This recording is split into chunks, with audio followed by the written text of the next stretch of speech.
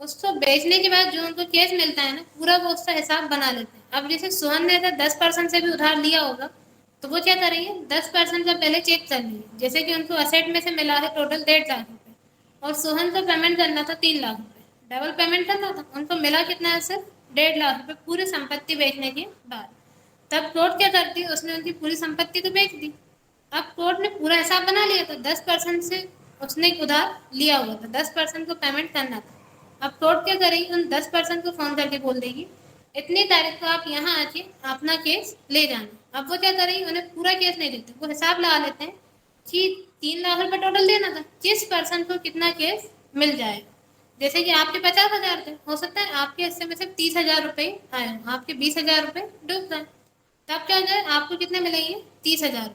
लेकिन अब इसके बाद आप सोहन से अमाउंट नहीं मांग सकते। कोर्ट आपसे बोल देती है आपको आपके 30,000 रुपये मिल रहे हैं, आपको मिलने कितने चाहिए थे, 50,000, लेकिन मिले कितने, 30,000। तब आप मान लेना आपके 20,000 रुपये डूब गए।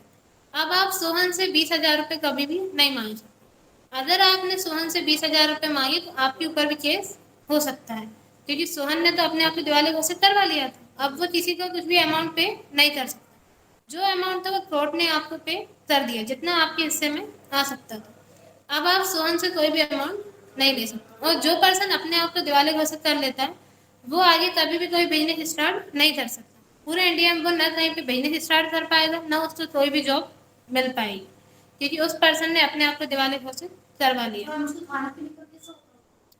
नहीं, वो कहीं पे जॉब नहीं कर सकता, अब वो तो उसके ऊपर डिपेंड करता है, लेकिन उसने अपने आप को दिवाली घोषित करवा लिया, तो वो पूरे इंडिया में, हाँ ऐसा हो सकता है कि वो इंडिया से बाहर चला जाए। दिवाली घोषित वो कहाँ हुआ है, इंडिया में।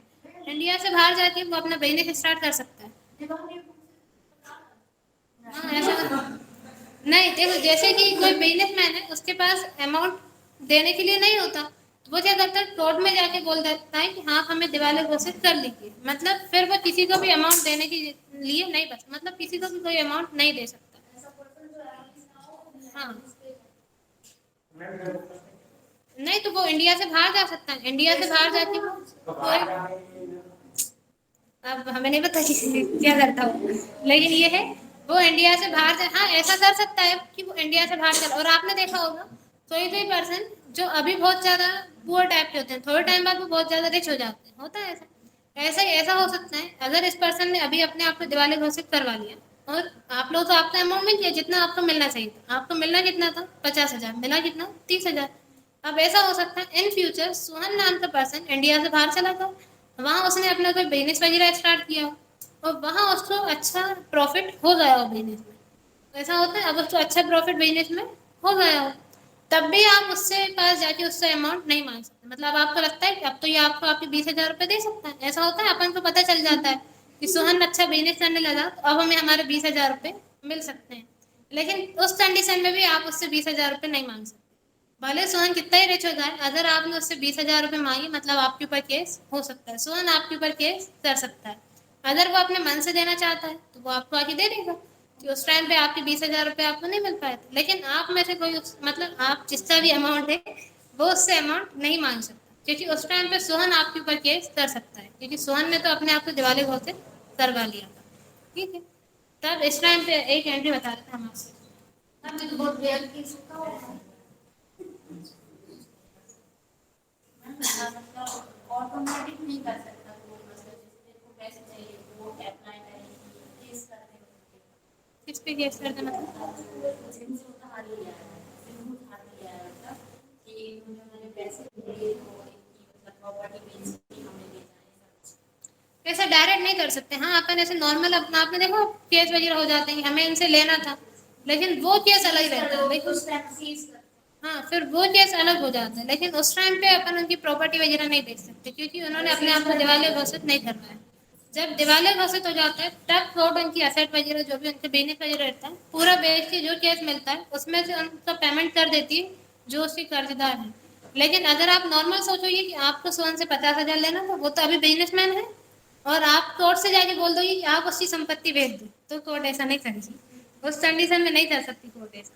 ठीक है, अब जैसे अपन यहाँ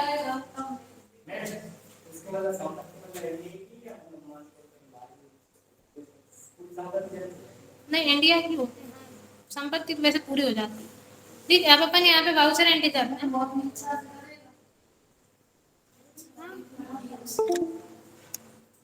अब जैसे आप यहाँ पे वाउचर एंट्री कर रहे हैं F8 से सेल्स वाउचर, आपने एज वाउचर सेलेक्ट किया, अपन अल्टर C से लेजर बनाते हैं राम से काम। क्या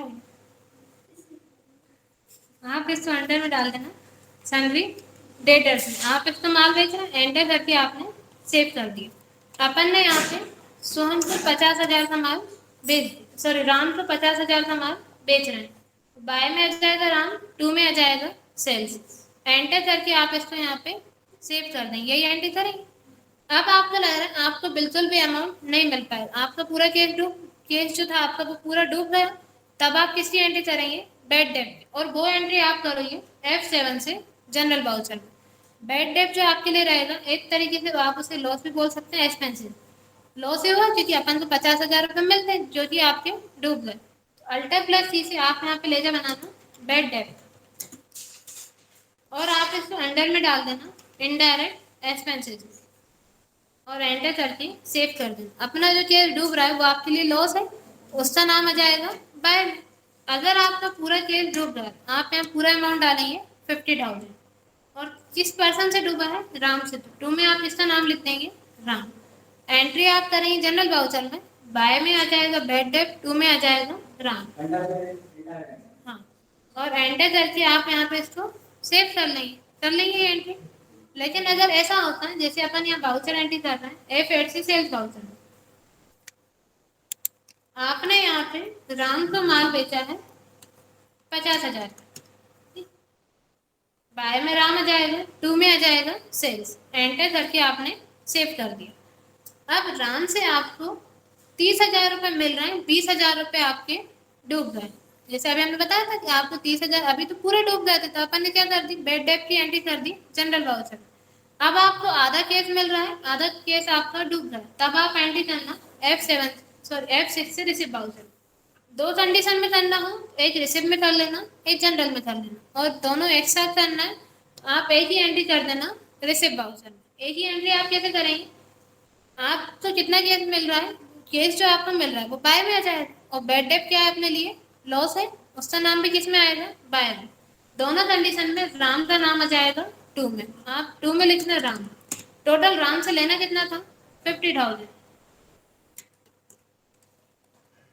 आपको केस कितना मिला है, यहाँ पे आप सिलेक्ट करना केस, आपको केस मिला कितना है, 30,000।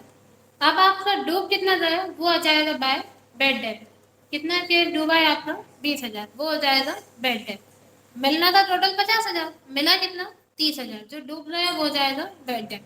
अगर दो एंट्री करेंगे तो हमने इससे पहले एंट्री की थी अपन, बाय में लिखा था बैड डेब्ट, टू में राम। जनरल वाउचर में एक एंट्री करना 20,000 की, बाय में बैड डेब्ट, टू में राम, और एक एंट्री आप करना रिसिव वाउचर में, टू में राम, बाय में केस, फिर दोनों में अमाउंट डालना 30,000। ठीक है, एंटर करके सेव कर लेंगे एंट्री। कोई डाउट हो तो पूछ लीजिए, वरना क्वेश्चन लिख लीजिए। इनडायरेक्ट एक्सपेंसेस, बैड डेब्ट तो आप अंडर में डालना इनडायरेक्ट एक्सपेंसेस। आप इसकी वाउचर एंट्री करेंगे F6 से रिसिव वाउचर में, टू में आ जाएगा पर्सन का नाम। टोटल आपको मिलना कितना था, 50,000। आपको केस कितना मिला है, वो आ जाएगा बाय। आपको यहाँ पे केस मिला है 20,000, हाँ 30 मान लेते हैं, और जो केस आपका डूब रहा है वो हो जाएगा बाय में बैड डेब्ट 20,000। कर लेंगे। अब इतने में कोई डाउट हो तो पूछ लीजिए।